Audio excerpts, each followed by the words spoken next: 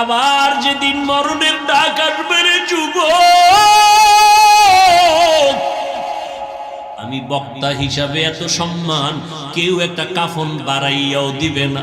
তুমি একটা শ্রোতা, গরিবের সন্তান, গরিব হওয়ার কারণে একটা কাফন কেউ কমাইয়াও দিবে না।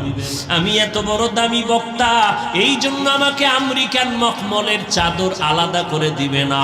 তোমারও যেই তিনটা সাদা কাফন, আমারও সেই তিনটা সাদা কাফন। কে ডাক্তার, কে রোগী, কে বক্তা, কে শ্রোতা, কে ইমাম, কে মুক্তাদি, মরণের পরে তিনটা সাদা কাফনের প্যাকেটে ঢুকাও। ঢুকানোর পরে সব এক হয়ে যাবে। কাফনের উপরে লেখাও থাকবেন এটা ডাক্তার সাহেবের লাশ, এটা পীর সাহেবের লাশ, এটা মুরিদের লাশ। পীর সাহেবেরটা ধরতে ওযু কইরা ধরবি, মুরিদেরটা লাশটা ধরতে ওযু লাগবে না। বলো বাবারা, কাফনের উপরে লেখা থাকবে নি?